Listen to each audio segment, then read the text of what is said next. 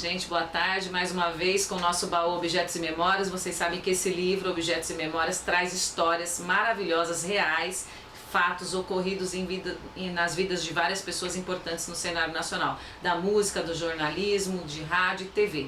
E hoje eu estou com uma personalidade muito importante também da música. Eu estou sendo recebida na casa do querido Tavito. Tudo bem, Tavito? Tudo bem, querida. Tudo lindo. Gente, Tavito, ele tem uma história na música que deixou grandes memórias e uma marca inconfundível na música popular brasileira. E a gente vai abrir o baú de histórias vividas pelo querido Tavito, que eu tive o privilégio de organizar esse baú, de separar alguns objetos com o Tavito e com a esposa dele, que é a Celina. Então vamos lá abrir o baú de objetos e memórias do Tavito. Vamos começar aqui com esse objeto, que é um quadro dos pais do Tavito. Tavito, qual era o nome do seu pai? Silvio de Melo Carvalho. E da sua mãe? Maria Inês Caldeira de Melo Carvalho. O meu pai foi um filho de fazendeiro, num latifúndio lá no sul de Minas, mas papai foi aquele da família que vai ser médico. Papai era uma pessoa extremamente musical, um artista fantástico, tinha 3.000 discos clássicos em casa, desenhava como ninguém e escrevia como ninguém. Ele nunca se dedicou a nada da arte, mas ele fazia coisas assim extraordinárias, ele tinha muito talento. E você tem alguma curiosidade em relação ao seu pai? Você lembra alguma coisa com você? Papai era muito enérgico, né? A gente tem que lembrar que Belo Horizonte era uma cidade pequena. Então você, por exemplo, ele não gostava que eu tocasse violão, porque ele não queria que eu fosse músico, entendeu? Então tem episódios assim do meu pai que ele trancou meu violão no armário. Ia trabalhar e deixava o meu violão trancado no armário. Ele achava que você não ia se dar bem na música. Ele queria que eu fosse outra coisa, ele queria que eu fosse uma outra coisa qualquer. Mas acabou que ele foi tomando orgulho das coisas que eu fazia e mais tarde ele me apoiou completamente. Me apoiou até inclusive de forma financeira para eu poder comprar meu equipamento e essa coisa. E em relação à sua mãe, qual a sua relação com a sua mãe? A minha mãe muita gente que conheceu minha mãe sabe que minha mãe era uma mulher perfeita. Eu falar isso parece uma piada, né? Mas minha mãe era uma mulher perfeita. Era uma mulher impressionante, de um carinho, de uma dedicação. Foi professora, ensinou muita gente realmente. Olha, bacana. Entendeu? Era uma pessoa abnegada, dedicada. E mamãe, olha, eu vou te contar uma coisa. Se eu tenho uma honra na minha vida, é ser filho da minha mãe. Porque a minha mãe foi uma mulher forte, bonita, sensata, sensível. Tudo que você pode exigir de uma mãe, ela foi. E aí, esse casal, né, seus pais tiveram quantos filhos? Que aqui eu tenho uma foto. Esse aqui são seus irmãos. Esse era meu irmão, que morreu, infelizmente, faleceu. Qual o nome dele? Antônio Cândido, mesmo nome do meu avô, nome de família. Nós somos primos do Antônio Cândido Meli Souza, o crítico.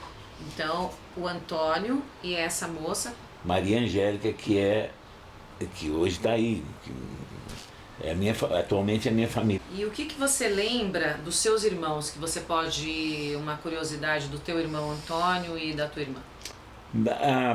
A nossa infância, eu costumo dizer que a nossa infância e adolescência em Belo Horizonte foi a infância mais perfeita e livre que alguém pode ter, entendeu? Crescer numa cidade como Belo Horizonte, com aquelas características, absolutamente despoluída, cercada de morros verdes por toda parte. Coisa mais linda mesmo. Entendeu? Então é o que a gente quer da vida, é isso.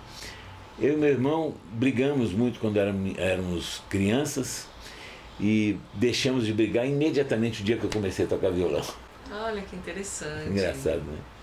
Ele também tocava algum instrumento? Não, ele cantava muito bem. Nós tivemos um grupo vocal lá em Belo Horizonte. E a sua irmã, o que você lembra? Você imagina, se meu pai era severo comigo, você imagina com a minha irmã, né? Lógico. Ele era muito severo. Épocas. Então, mas tudo isso passa, né? A gente vê que não deixa marca, não é nada, porque é tudo coisa de amor, né? Graças a Deus, minha família é uma família incrível. Que bom. Alguma curiosidade de infância, um fato que marcou você? Uma vez eu perdi a medalha de primeiro lugar no primário, porque tinha um ônibus especial que levava a gente em casa, né? Entendi. E eu cantava no ônibus. E isso era considerado indisciplina. Eu lembro que eu ganhei uma medalha de primeiro lugar, dessas que dão orgulho, né? Fitinha vermelha. Claro. Me tomaram a medalha por causa do comportamento no ônibus. Na hora que eu fui saber o que era, é porque eu estava cantando no ônibus. E eu então fui taxado de mau comportamento no ônibus. Por quê? Porque eu gostava de cantar e cantava. Em relação à sua formação, qual a sua formação, tá? Minha formação é uma formação que eu fiz até o colegial e fiz a Universidade Mineira de Arte, o desenho industrial, curso de desenho industrial. Mas larguei sumariamente. O dia que apareceu a oportunidade de sair de Belo Horizonte e ir para o Rio, eu larguei a faculdade e fui para o Rio. Tem coisas engraçadas, né? A gente, quando tem uma ideia fixa na cabeça, esse negócio de música, para mim eu tenho um rádio tocando na cabeça o tempo todo, né? Eu sou um cara que eu penso em música o dia inteiro, a vida inteira, toda hora, todo minuto. Tudo para você pode virar música? Não só vira música, parte da música, entendeu? Tudo para mim parte da música. Todas as minhas emoções, todas as minhas coisas são feitas com música. Então, eu sou um cara que entendo perfeitamente o Beethoven ter sido surdo e ter feito aquela obra-prima toda que ele fez. Porque a música a gente faz no coração, né? A gente não faz com o ouvido. Gente, essa frase foi fantástica. A música a gente faz com o coração. Não, porque sem atinge dúvida. completamente o público quando você usa toda essa verdade, esse carinho. É verdade. Tem 2 momentos importantes na minha vida. O primeiro foi o dia que eu botei os 3 dedos no violão assim e consegui a soma das notas. As 3 tocaram ao mesmo tempo na minha cabeça. Isso me deu um poder. Eu podia tudo na vida, entendeu? E me deu uma certeza que eu não ia ser outra coisa sem ser músico. Eu tenho um ouvido muito raro, entendeu? E isso, como não fui eu que fiz, foi Deus que me deu, veio do céu e se instalou no meu corpo. Então eu não tenho por que ter modéstia quanto a isso. Então eu senti isso o dia que eu botei a minha mão no violão pela primeira vez. E o outro foi o dia que eu conheci Vinícius de Moraes, que foi o indivíduo que foi a minha mola mestra para sair de Belo Horizonte. Eu falo de Belo Horizonte, parece que Belo Horizonte era ruim. Não, Belo Horizonte era maravilhoso. E Belo Horizonte sempre teve uma relação com a arte, com a explosão artística, muito tímida. Os artistas de Belo Horizonte, tirante, evidentemente, alguns escritores, quem ficava lá não acontecia nada. E acabar virando professor de violão. Então eu tinha que sair de Belo Horizonte realmente, para a minha carreira. E quem fez isso foi o Vinícius. Quantos anos você tinha quando conheceu o Vinícius? 16 para 17 anos. E você tinha tido contato pela primeira vez com o violão com quantos anos? 13 anos. A minha vida sempre foi um rádio tocando. Sempre foi. Sempre foi. A minha cabeça eu estou conversando. Sempre foi musical. Sempre estou conversando com você. Agora tem música tocando aqui de fundo. Tem coisas acontecendo aqui dentro. Depois que eu comecei a me dedicar ao violão, a minha vida virou uma obsessão. Eu só pensava nisso. Tanto que eu não consegui terminar meu curso. Eu tinha que sair fora, eu tinha que perseguir meu sonho, né? Essa coisa toda. O Vinícius, ele chegou em Belo Horizonte, tinha shows a fazer em Belo Horizonte, e se encantou com o meu violão, porque o Baden Powell, que acompanhava ele na época, não gostava muito de avião. Entendeu? Então, às vezes ele ia, às vezes ele não ia. O primeiro dia que o Baden não foi e tal, essa coisa toda, eu conheci através de um amigo meu. Eu fiquei hospedado na casa de um amigo meu. Eu tocava igualzinho o Baden, porque eu tirava do disco. Tirava igual os com seu ouvido maravilhoso. Eu tinha muita facilidade. E ele viu que eu poderia estar fazendo o show no lugar do Baden, quando o Baden não fosse. Surgiu a possibilidade de ir para o Rio. Não, eu já estava com isso na cabeça. E o Vinícius é que falou assim, você vai para o Rio porque você não pode ficar aqui. Você tem muito talento demais para ficar aqui. E o Vinícius me deu para virar para meu pai, para minha mãe e falar, gente, estou indo embora. Não tem jeito mesmo. Entendeu? Vinícius já falou, vamos embora. E aí eu fui, eu me lembro que nós fizemos uma viagem de trem, eu com ele, fomos para São Paulo, depois fomos para o Rio, entendeu? E ele me introduziu lá em todo o pessoal de música. Turma lá, eu com 19 anos. Foi muito marcante. Entendeu? Foi muito marcante.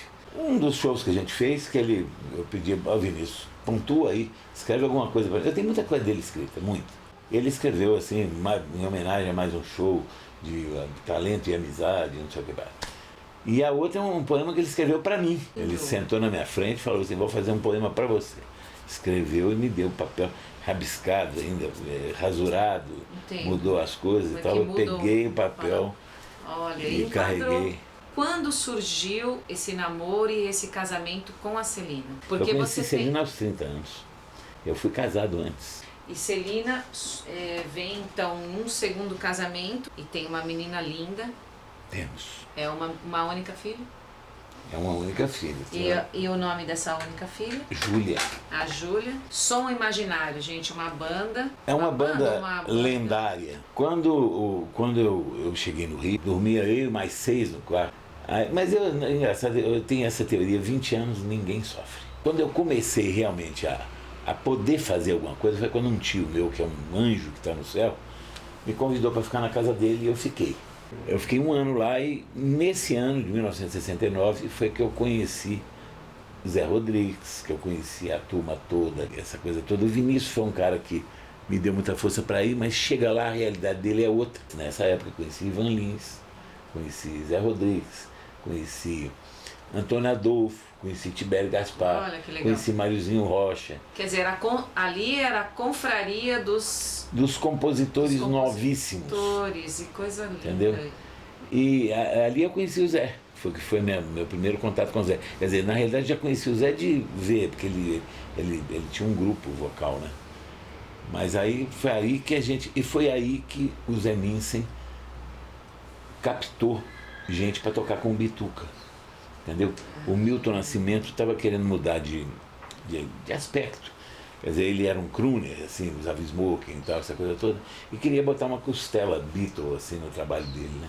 Então ele queria modernizar, levar ele mais para grupo jovem e coisa. Aí precisava de um grupo que fosse um grupo de craques, né? Porque mexer na música do Milton, que é de uma sensibilidade. Ela é complexa, né? É uma música complexa.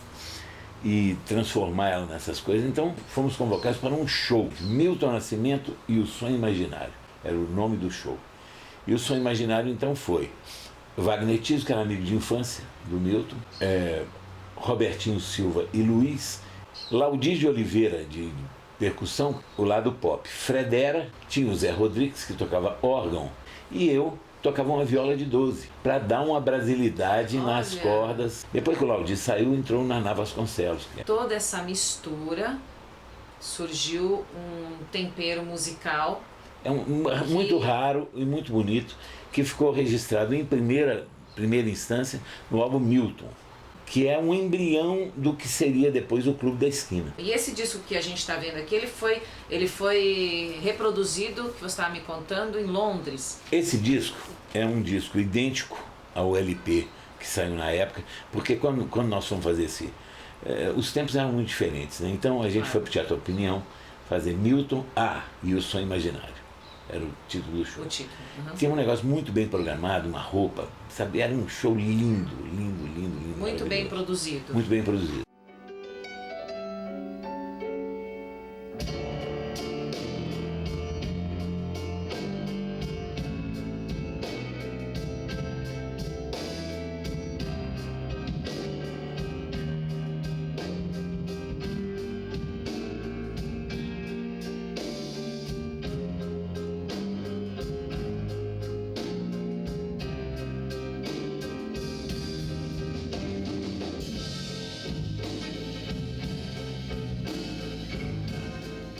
A Assembleia Legislativa do Estado de Minas Gerais premiou os integrantes do Clube da Esquina, reconhecendo que o trabalho do Clube da Esquina foi um trabalho que enalteceu o Estado de Minas em todos os sentidos. Projetou em todos os Horizonte, sentidos. com certeza. Entendeu? Então tem uma coisa muito bonita que todos nós recebemos. Em 1999 recebemos esse imortalizando com suas letras e canções, hoje celebradas internacionalmente. Os sonhos que fazem a travessia do tempo e não envelhecem jamais. Aos seus atores e criadores, a homenagem e o reconhecimento do Legislativo Mineiro. Não precisa medo não precisa da timidez, todo dia é dia de viver. Eu sou da América do Sul. Eu sei vocês não vão saber, mas agora sou cowboy, sou do ouro, eu sou vocês, sou do mundo, sou Minas Gerais.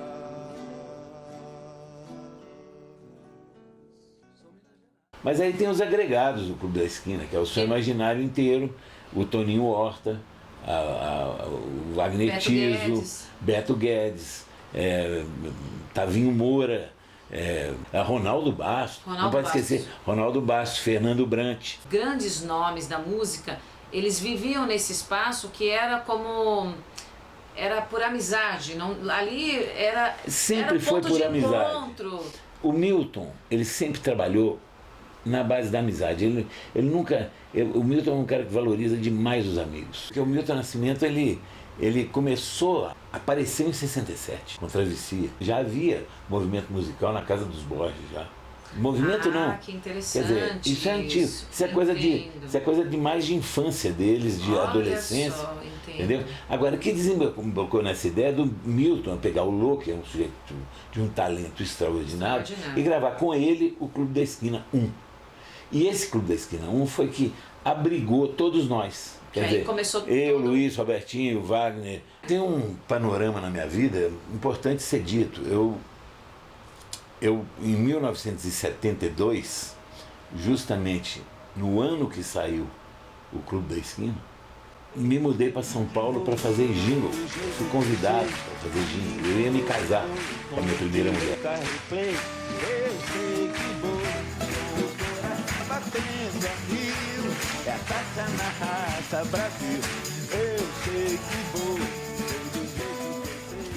Então eu aceitei um emprego em São Paulo, aqui em São Paulo, na Prova Filmes do Zé Escatena, e foi excepcional para mim, porque também eu migrei, eu trouxe para cá muita coisa de lá e absorvi muita coisa de cá e levei para o Rio também. Em 1979, foi um produtor da Odeon, lá na minha empresa, que eu tinha no Rio de Janeiro, e eu estava cantando um jingle. E ele falou assim, pô, Vitor, eu já me conhecia, eu vou gravar um disco com você. Ele me convidou para gravar um disco, coisas que aconteciam antes e hoje não acontecem mais. Entendo, certo? claro. Então, foi quando eu gravei o meu primeiro LP solo, em 1979, que tem Rua Ramalhete, que tem Todas essas Cowboy, grandes que músicas tem e tal. Naquele Tempo, que tem, enfim, começo, meio e fim. Era uma época muito diferente, né? Você tinha um convite desse, você chegava no estúdio, chegava de manhã no estúdio para gravar, tinha uma orquestra de 24 violinos, 12 violas, 12 Era cellos. diferente mesmo a produção. É outra coisa. Agora, você está falando desse seu trabalho, de todas essas músicas maravilhosas. A gente tem aqui um CD. Nesse CD tem a música Naquele Tempo. Quer dizer, tem todas as maiores hits. Mas eu queria falar da música Naquele Tempo. Que nessa música, a letra dá a impressão, dá a entender que você era um rapaz tímido. Era isso mesmo? Eu lutei a vida inteira contra a timidez. Eu fui me livrar da timidez há 10 anos. A timidez é um negócio tão, te puxa tanto para trás. Tu tem que encarar ela como um inimigo e vencer ela com o que tiver à mão. O que vence são os golpes de segurança que a vida te dá, né? Entrava tímido no palco, depois que eu ia me soltando e tal. Aconteceu uma coisa comigo lá em Belo Horizonte, eu já não estava fazendo show há muito tempo. Sim. Ele me chamou para participar de um show dele, o Afonsinho. Eu peguei e fui lá participar, o teatro estava lotado, não sei o que coisa. E eu cantei umas músicas minhas lá e eu comecei a perceber que a luz acendeu para a plateia. Aí primeiro eu vi como é que estava cheio, estava lotado de gente. E eu vi que o pessoal veio todo pro palco, assim. E estava olhando para mim assim, e chorando. Entendeu?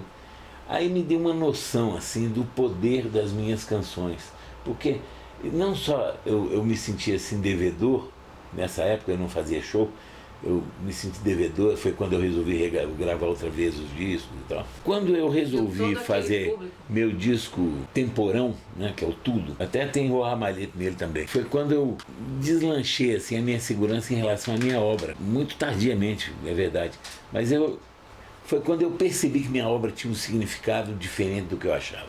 entendeu? Que tinha deixado entendo. marcas muito profundas nas pessoas e que eu tinha um dever com isso. Tavita, a gente está falando da canção Rua Ramalhete. Essa rua existe em Belo Horizonte. Como nasceu essa canção Rua Ramalhete? Rua Ramalhete é uma rua, efetivamente uma rua de Belo Horizonte, que no meu tempo de adolescente tinha apenas um quarteirão. E a gente estudava num colégio estadual, Colégio Estadual de Minas Gerais, que era na Serra, e a gente passava pela Rua Ramalhete quando descia do colégio, para chegar em casa. Então, e eu descobri que aquela rua era uma rua especial, que ela tinha assim 50 casas, Sim. com 2 meninas da nossa idade em cada casa, um menino, entendeu? Gente, que... Então, e chamava Rua Ramalhete. E isso me pareceu de uma poesia na época, assim, eu virei vício na Rua Ramalhete, comecei a frequentar a Rua Ramalhete. Tinha uma rede de vôlei no meio da rua, os carros de licença para passar, era uma delícia. E essas meninas todas, então a gente com 14 anos, né? Essas meninas virou um todas... ponto de encontro. Virou um ponto de encontro. Eu namorei um monte dessas meninas. Né? Foi assim, vamos dizer, foi uma época das épocas mais felizes que eu tive na vida. Muitos anos mais tarde, o Ney Zambuja, que é meu parceiro, recebeu na casa dele uma menina que morava na Rua Ramalhete, lá no Rio. Sim. Entendeu? Morava na Rua Ramalhete. Aí ele cantou, e ela, meu, tá vindo, não sei o que, ele foi lá em casa, eu tinha de compor pro disco, tava já, foi em 79 isso, eu tinha de compor pro disco, ele foi lá pra casa e falou, olha, tem um menino da Rua Ramalhete. Eu falei, é a música que nós vamos fazer, Rua Ramalhete. Olha só. E aí comecei a selecionar frases, as frases que eu tinha no meu coração, entendeu? Que era assim, uma descrição de uma menina que mexeu demais comigo, ouvindo Beatles e dançando, entendeu? Porque tinha festinhas, né? Coisas que vão fazer você tremer dentro do vestido. Vamos deixar que somos Beatles na vitrola. Será que algum dia cantar as canções que a gente quer ouvir? Será que algum dia cantar as canções que a gente quer ouvir? Que um objeto que eu até, falando de Beatles, vamos falar essa história da Rua Ramalhete. Eu quero saber a história dos Beatles, que você está tocando no assunto. Porque Beatles também foi muito importante. Muito bacana, mas então vamos lá na Rua Ramalhete. Você falou que o Ney Zambuja comentou da menina. E aí eu falei, vamos fazer essa música. Aí colecionei aquelas frases todas que eu vou falar dentro do seu, vou falar no seu ouvido, coisas que vão fazer você tremer dentro do vestido. E a gente montou essa letra em cima de absolutas verdades. Fatos reais mesmo. Fatos reais da minha vida. Ela funciona diretamente no coração das pessoas. Sem dúvida nenhuma, linda música. Não, porque ela reflete um momento universal na vida de todos, entendeu? Que é aquele momento do primeiro beijo, do primeiro amasso, namorado, do primeiro abraço, é verdade. Né? Aquele momento que você pensa que vai ser, sua vida vai mudar dali para diante, depois você vê que não muda nada, mas que naquele momento você acha que pode tudo, né? Que pode tudo. Você fica super-homem total. E é mútuo, né? Quer dizer, você e a pessoa que está com você. E falando daquele beijo, você tem uma canção maravilhosa que é exatamente Aquele Beijo. E essa canção? O que essa já foi significa? no meu segundo disco. Eu já tinha eu conheci a minha segunda mulher, porque eu me separei. E conheci minha segunda mulher, que é a Celina. Mas você estava assim, mais ou menos, nessa época? Quando você conheceu Exatamente a Celina? nessa época. Eu conheci a Celina na casa dela, numa noite. E cheguei em casa e fiz a música pra ela. Aquele beijo foi um beijo que aconteceu realmente. Foi o primeiro paixão. beijo. Não, na mesma hora eu disse, essa mulher vai ser minha mulher. E é minha mulher há 32 anos já. Eu quero tentar sair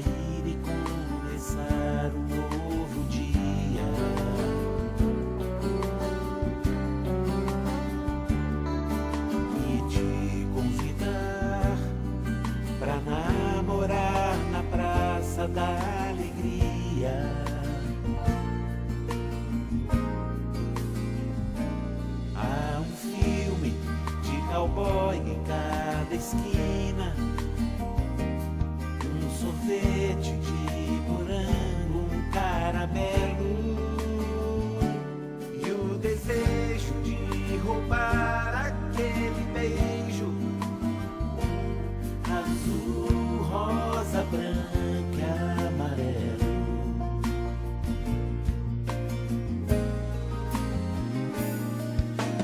Doce amor, se eu tiver que me perder, que seja em você.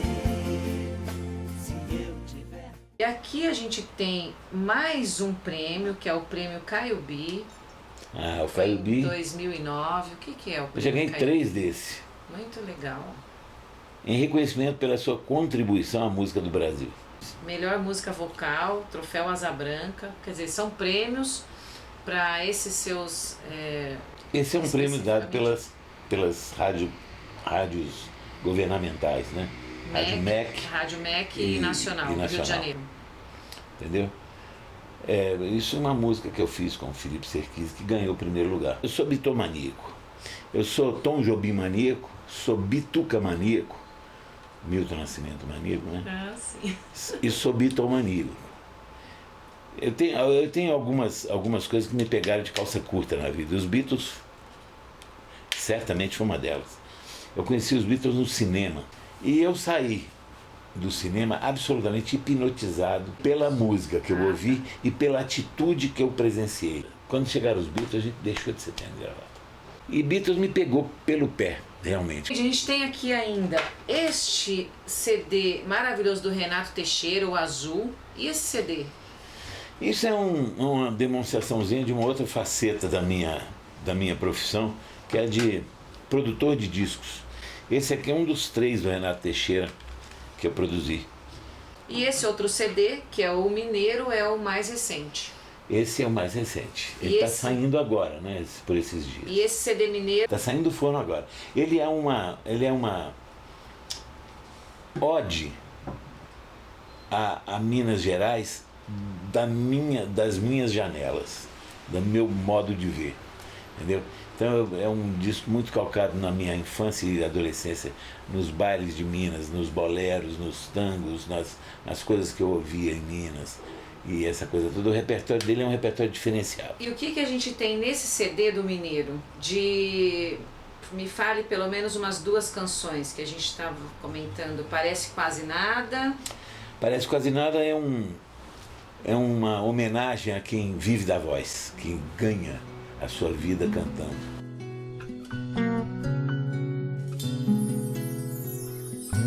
Parece muito pouco e no entanto o medo fica rouco quando eu canto e na minha garganta essa coragem faz uma guerra santa. Parece quase nada, eu reconheço. Botar o pé na estrada é um começo. E no CD Tudo tem a música Embora. Embora a gente aprende que há um mundo lá fora. A minha vida depende de saber ir embora. Isso é um alerta assim, que nem sempre a gente deve ficar parado, a gente deve sempre se mover. Que passam, vida que voa, cada pessoa tem um jeito de viver. Eu me conheço, não tenho nada, meu endereço é o rastro da estrada. E Casa no Campo, que virou um Casa hino. no Campo é uma música que inaugurou essa coisa do rock rural, né? O rock rural hoje é um estilo criado por Casa no Campo. Eu quero uma casa no campo, onde eu possa compor muitos rocks rurais e tenha somente a certeza dos Prazer ter amigos estado com você, Tavito, aqui na sua residência, nos recebeu com todo carinho. E o contato para shows e e-mail, vocês estão vendo aí no GC. Muito obrigado, Tavito. Obrigado a você, minha querida. Eu adorei Legal. falar as coisas para você. Muito legal mesmo. Histórias lindas. Obrigada. Obrigado a você.